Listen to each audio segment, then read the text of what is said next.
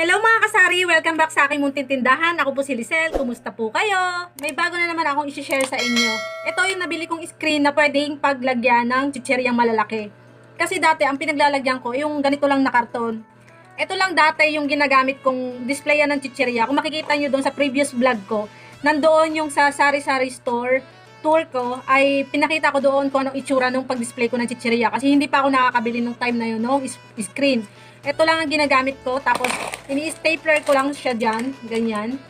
Ang pangit kasi sa ganito, pag ganitong dinidisplay mo, matakaw siya sa space. Tapos, pag ito ay puno ng kunyari, piatos na green, puro piatos na green, at may bumili ng isa, mabubungi siya, pangit ng tignan. Punong-puno na ng stapler yan. Ayan o, kung makikita nyo, punong-puno na ng stapler, as in patong-patong na. Tapos may time pa, pag hinihila ko to, napuputol siya. Ayan, putol. Ni-stapler ko lang siya para dumugtong. Ang hirap pa mag-inventory pag ganitong style yung gagamitin mong pag-display ng chicherya. Pag ito naubos na, may pumakyaw. Kunyari nito, piatos, may pumakyaw, lahat binili. Hindi mo na mapapansin kung alin ang wala sa items mo kasi magkakasama sila ng mga chicheryang iba-iba. Ito, pag may space pa dito, sinasamahan ko rin ng oishi, ng clover. Hindi mo na alam kung alin ang naubos na. Mahirap mag first in, first out. Kasi 'di ba, sabi ko nga, pag nakuhanan mo ng isa diyan, na pilasan mo ng isa diyan, mabubungi siya. Ngayon yung gagawin mo, sasalpakan mo na ulit ng isang panibagong chicherya para hindi pangit tignan ng sa labas.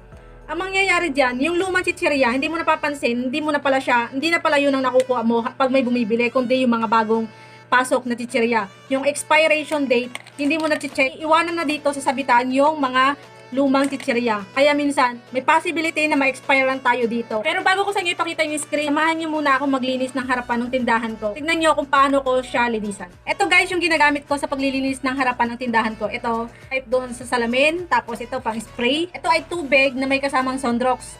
Ginagamit ko rin ito pag may dadating akong package galing sa Lazada. Pag umu-order ako, Lazada at Shopee, ito ang ginagamit kong pang spray, pang disinfect, Sunrox at tubig. Tapos itong supot na pinaglalagyan minsan ng paninda, kaso ito sira.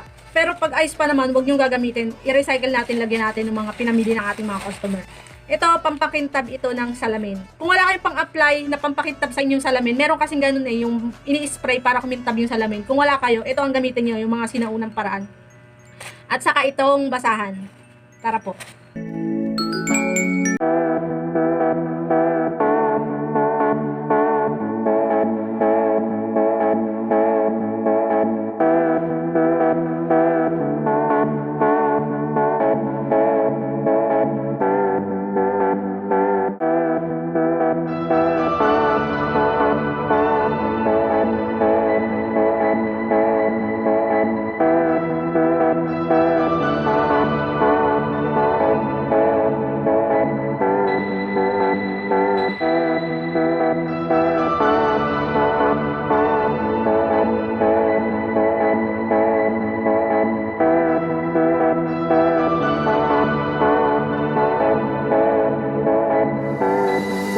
Screen na nabili ko.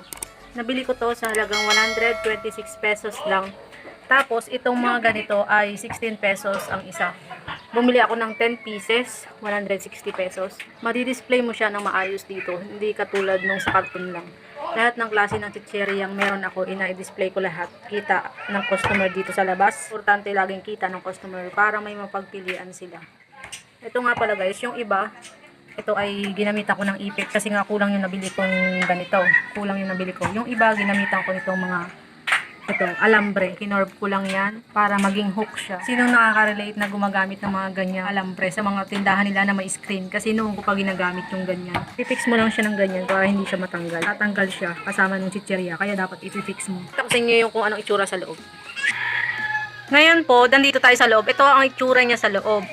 Kung mapapansin nyo, nakaharap din siya dito sa akin. Ginawa ko yan para makita ko kung anong binibili ng customer. Kita ni customer, kita ko rin. Dito, bawat chicherya ay nakakapaglagay ako ng 4 na piraso. Pag nakalima na siya, tatalo na siya dito. Tapos, itong mga parang hanger, yan, pinifix ko siya ng alambre para hindi matanggal.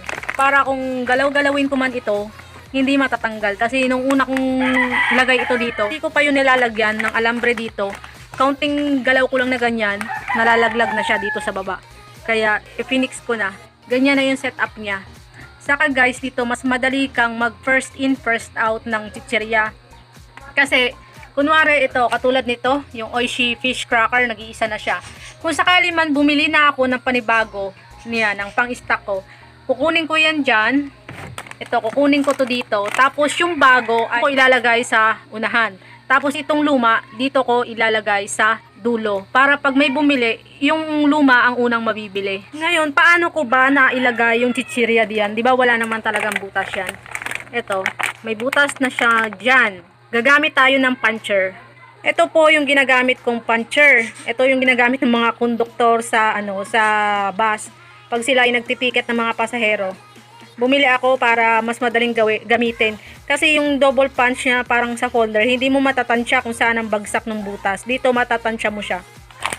For example, dito sa chicharon ni Mang Juan, mas malapad ang space niya dito para pagbutasan. Yan ang magandang butasan. Pero guys, pag maliit ang space, huwag nyo nang butasan. Ipitin nyo na lang. Katulad nitong sa Oishi potato fries, napakaliit ng space niya. May possibility na mabutas mo hanggang dito yan. Mabutas yung chichirya, sisingaw, kukunat. Hindi mo na may ibebenta. Lugi ka na kaagad. Pag ganito, wag mo nang butasin.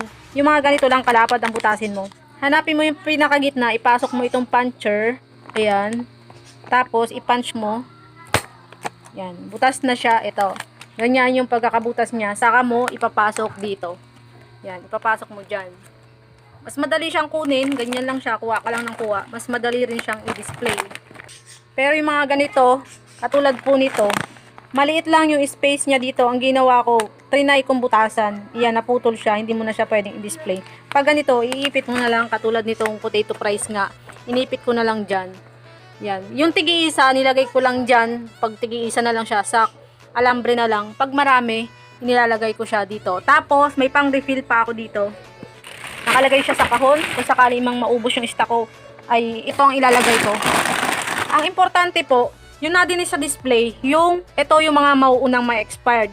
Check mo ang expiration. Ang naka-display dito, ang kukunin mo dito, yung dapat maunang ma-dispose. Itong mga nandito sa kahon, ito yung mga bagong bili natin na chichirya. Kaya yan nandyan. Yung malalaki kong chichirya, nasa taas na lang siya kasi malaki ang space na mako-consume niya. Kaya dyan ko na lang inilagay. Sa ganyang paraan, nakatipid ako ng space. Madali kong makuha yung binibili ng customer. Madali kong makita. Madali kong maya apply yung FIFO, yung first in, first out. Ayan guys, sana nagustuhan nyo yung shinare ko sa inyong lagay. Yung bago kong sabitan ng mga chichirya. Talagang tuwang-tuwa ako sa nabili kong yun. Hindi na ako mahihirapan sa pagbibenta ng chichirya. Alam nyo naman na ang chichirya ay importante sa sari-sari store kasi bukod sa pang-akit sa mga bumibili, malaki din ang tubo natin dito kumpara dito sa mga grocery na ating binibenta. Kumpara doon sa nabibili nating mga juices, mga magic sarap, ang liliit ng tubo. Kasi may markup tayong sinusunod sa ganyan. Kaya maliit lang talaga ang ating tubo. Pero yung chichirya talagang ganun ang lakaran, ganun ang bentahan.